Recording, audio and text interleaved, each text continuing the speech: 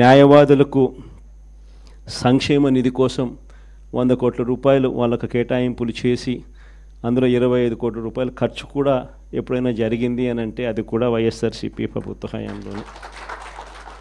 న్యాయవాదుల సంక్షేమ నిధికి కాకుండా ఇన్సూరెన్స్ పథకానికి కూడా 1/3 వంతు వాటాను కూడా ప్రభుత్వమే చెల్లించిన పరిస్థితులు కూడా ఎప్పుడైనా ఉన్నాయి అని అంటే అది కూడా వైఎస్ఆర్సీపీ ప్రభుత్వంలోనే. ఇవన్నీ కూడా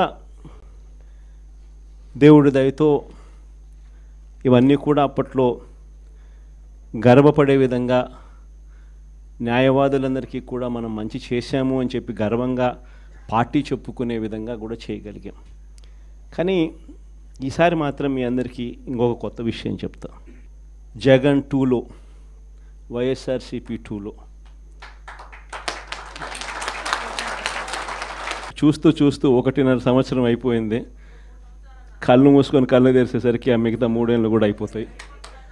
ఆ 3 ఏళ్ళు అయిపోయిన తర్వాత వచ్చేది మాత్రం ఈసారి ఖచ్చితంగా మన ప్రభుత్వమే వస్తుంది.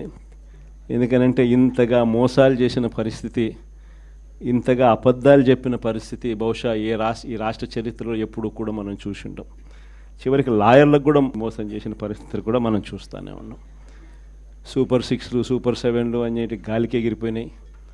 ఇంతకుముందు మన ప్రభుత్వ హయాంలో ఉన్న ప్రతి పథకం కూడా అన్నీ రద్దయిపోయినాయి.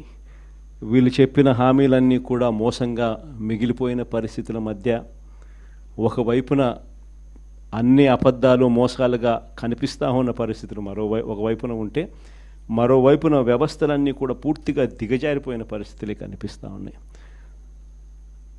చదువుల రంగం తీసుకున్న, పేదవాడి ఆరోగ్యానికి సంబంధించిన రంగం తీసుకున్న, వ్యవసాయ రంగం తీసుకున్న, లా అండ్ ఆర్డర్ తీసుకున్న, గవర్నెన్స్లో ట్రాన్స్పరెన్సీ తీసుకున్న, ఏ రంగాన్ని తీసుకున్నా కూడా అన్ని రకాలుగా తిరోగమనమే కనిపిస్తుంది తప్ప ఈ రాష్ట్ర ప్రభుత్వంలో ఎక్కడా కూడా పురోగతి అభివృద్ధి అనేది ఎక్కడా కనిపించని పరిస్థితి.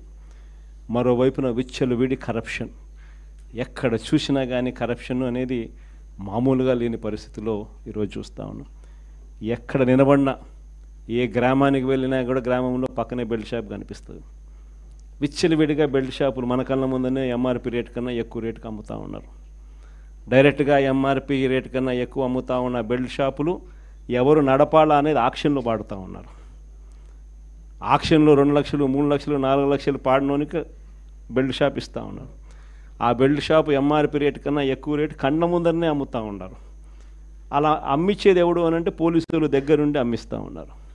ఇది కరప్షన్ అన్నది కళ్ళ ముందనే కనిపిస్తూ ఉన్న కరప్షన్. ఎక్కడ చూసినా పర్మిట్ రూములు, ఇల్లీగల్ పర్మిట్ రూములు కనిపిస్తూ ఉన్నాయి.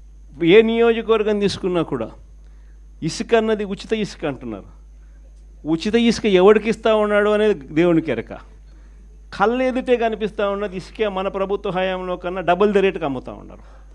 మన ప్రభుత్వ హయాంలో అన్న ఇసుకన్నా కనీసం సంవత్సరానికి 700 కోట్లు 750 కోట్లు గవర్నమెంట్కి ఆదాయం వచ్చేది రాయల్టీ రూపేణ. ఇప్పుడు రాయల్టీ రాకపోగా ఇసుకేమో డబుల్ రేటుకి అమ్ముతూ ఉన్నారు. ఏ నియోజకవర్గం తీసుకున్నా కూడా పేకాట క్లబ్బులు దగ్గరుండి నడిపిస్తూ ఉన్నారు ఎమ్మెల్యేల క్యాండిడేట్లు. పోలీసులు దగ్గరుండి ఆ పేకాట క్లబ్బులకు ప్రొటెక్షన్ ఇస్తూ ఉన్నారు. ప్రతి పేకాట క్లబ్ నుంచి నీకింత నాకింత అని పంచుకుంటా ఉన్న కరెక్ట్. ఎన్ని కళ్ళ ముందరే కనిపిస్తూ ఉన్న కరప్షన్. నేనేం వెరైటీ అని చెప్పడంలో కాంట్రాక్ట్లు ఇస్తే అమరావతి మామూలుగా 4,000 4,500 రూపాయలు కడితే బ్రహ్మాండమైన హైదరాబాదు బెంగళూరు లాంటి ప్లేస్లో కూడా 5 స్టార్ లాబీతో ఫ్లాట్లు నిర్మాణం 4,000 4,500 రూపాయలు పెడితే బ్రహ్మాండంగా కడతారు. కాస్ట్ ఆఫ్ కన్స్ట్రక్షన్ 4,500 రూపీస్ దాటదు. అమరావతిలో కాస్ట్ ఆఫ్ కన్స్ట్రక్షన్ 10,000 9